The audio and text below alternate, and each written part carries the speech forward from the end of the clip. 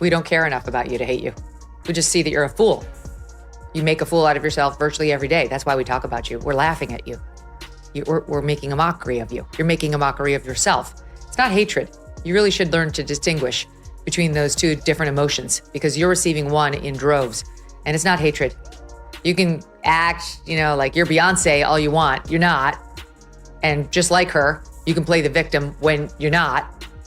But you're going to have your hands full with people laughing at you because you behave so foolishly. When Megyn Kelly goes after a politician, it's never just a critique, it's a career-incinerating blowtorch. Jasmine Crockett, once hyped as the Democrats' fiery newcomer, is stripped of her polish and exposed under the harsh light of reality. Kelly doesn't just poke holes in Crockett's persona, she tears apart the entire facade, revealing a politician built more on spectacle than substance. What was meant to be a meteoric rise to power now looks like a crash landing, and Crockett may never recover. I've had about enough of her. She wants to be like a member of the squad. She thinks of herself like an AOC. She talks like, she's from the hood. Meanwhile, she grew up in a nice family. She didn't talk like this 3 years ago. 3 years ago, she sounded like you and I sound in this conversation. Like, I'm really excited to be going to Congress. I can't wait to get started on my new job. And now she's like, we need a set. When Megyn Kelly goes after a politician, it's never just a critique, it's a career-incinerating blowtorch. Jasmine Crockett, once hyped as the Democrats' fiery newcomer, is stripped of her polish and exposed under the harsh light of reality. Kelly doesn't just poke holes in Crockett's persona, she tears apart the entire facade, revealing a politician built more on spectacle than substance. What was meant to be a meteoric rise to power now looks like a crash landing, and Crockett may never recover. Claims to be, from her people. She puts on this image that she understands the Black American struggle. But let's face it, the girl went to private school. She went on to, I don't know what college and law school. She went to, it's like, she's a complete fake. Yeah. She's as fake as her eyelashes. She's as fake as her hair. She's as fake as her fingernails. And she is such a massive fraud. Kelly hones in on Crockett's biggest flaw, confusing noise for power. The louder she yells, the more she seems to think she's winning, but volume doesn't equal intelligence. And outrage isn't proof. Megyn Kelly tears apart Crockett's theatrics, showing that beneath all the shouting, gestures, and over-the-top dramatics, there's almost nothing of substance. It's like watching someone pound on a table while the real conversation moves on without them. Crockett mistakes the sound of her own voice for authority, and Kelly leaves no doubt, exposing that illusion for all to see. In the administration. Please calm Don't down. tell me to calm down, because y'all talk noise and then You're out of control. He said, Jasmine, what you have to realize is that if you are really going to make change, it's not going to be in the Texas House. He said, you did a great job playing defense, but you have a chance to play offense. Someone on this committee then starts talking about somebody's bleach blonde, bad built butch body. Meanwhile, you pointed out, her high school looks like a cast. If you're enjoying this video, don't forget to subscribe and hit the bell. Megyn Kelly doesn't just criticize, she lays out the full picture. She puts Crockett in the spotlight alongside a long line of politicians who confused showmanship with statesmanship and self-promotion with service. Every smirk, every eye roll, every viral soundbite, obsession fuels Kelly's takedown. This isn't leadership, it's theater. And Kelly makes it crystal clear, Crockett isn't a serious lawmaker. She's a low-rent influencer who somehow stumbled onto Capitol Hill. We were having a committee hearing on oversight, and it was really late at night.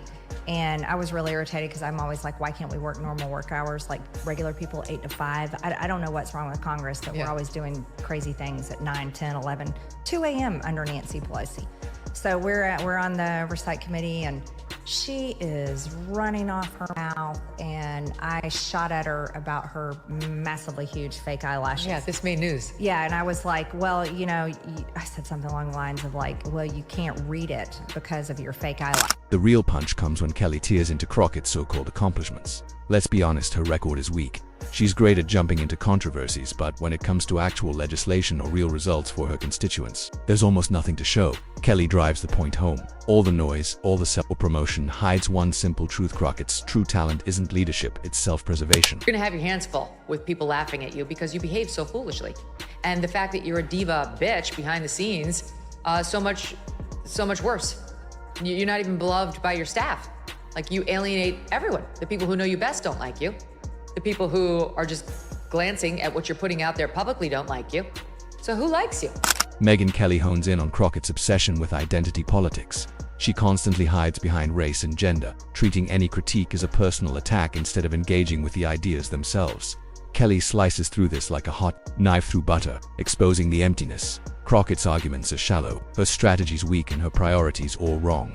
The audience doesn't see a fearless reformer, they see someone exploiting grievance politics for personal gain. Kelly hits even harder on Crockett's lack of discipline. While most on Capitol Hill at least pretend to be professional, Crockett lashes out at every disagreement, turning policy debates into personal battles. Sure, it grabs attention online, but in Washington, it destroys credibility.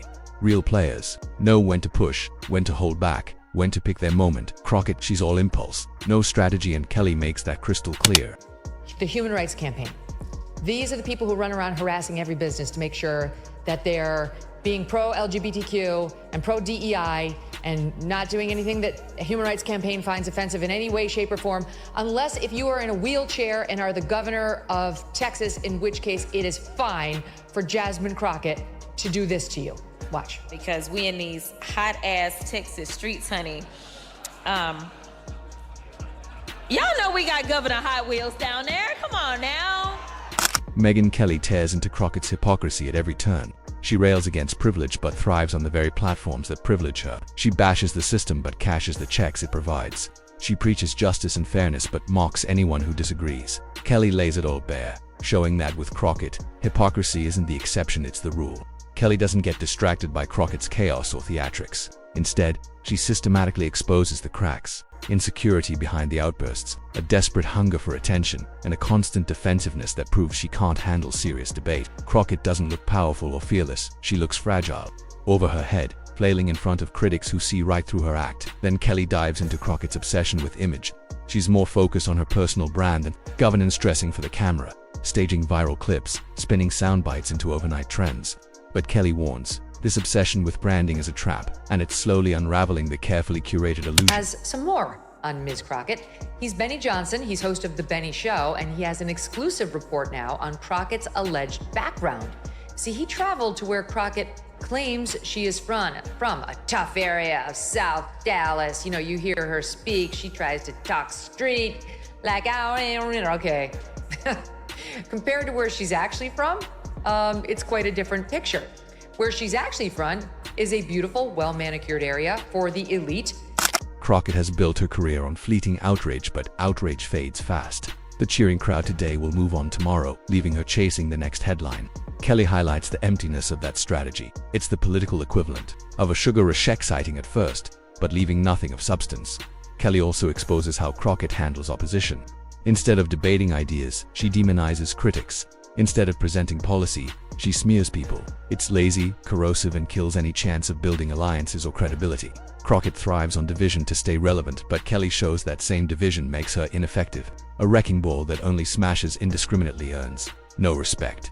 The cruelest twist, Kelly turns Crockett's supposed strengths into glaring weaknesses. A quick temper that fans call passion looks like immaturity. Boldness framed as fearlessness comes off as recklessness. Defiance touted as authenticity. Just insecurity in disguise. Kelly doesn't just criticize, she redefines Crockett, stripping away the polished image and leaving behind a far less flattering reality. How do you even there's no reaching across the aisle to that. No, Yeah, not at all. just- Well, she's not a real person. So some interesting things that I've always observed about her is how she treats her staff. She treats her staff like they are just beneath her. I read that in the New York Post. Can you confirm? Yes. Wow. So she always has, one of her young male staffers has to carry her big, heavy handbag for her. She just hands it off. It's like, When Crockett pushes forward aggressively, she appears desperate. When she pulls back, she seems defeated. There's no safe option, and that's precisely why Kelly's attack lands so effectively. She trapped Crockett flawlessly. The brilliance of the confrontation isn't only in the phrasing, it's in the setup. Any move Crockett makes only reinforces Kelly's point. Megyn Kelly didn't merely criticize Crockett, she shaped the public's perception of her. In politics, the story people believe is everything, and once it takes hold, it's incredibly hard to reverse. Kelly turned Crockett into a symbol of hype without substance, exposed by someone skilled at dismantling appearances. The impact goes beyond a single exchange. Crockett may now be remembered as a politician more style than substance. For someone who thrives on attention, that's a particularly harsh blow. The twist: Crockett wanted recognition, and she received it, just not in the form she hoped. Instead of being hailed as a promising new voice, she became an example of what happens when hype overtakes ability. Political momentum can make or break careers, and Kelly shifted it sharply against her. Now, Crockett's battle is not just for credibility, but for political survival. Rising stars succeed by showing depth beyond flair, but Kelly exposed Crockett before she could prove herself. Her public image is damaged, her reputation weakened, and the chatter has already begun. In Washington, Crockett's story may no longer center on potential. It's likely to be remembered for how Kelly took her down with surgical precision. That's the power of a masterful political critique. It doesn't just win the moment, it reshapes the narrative entirely.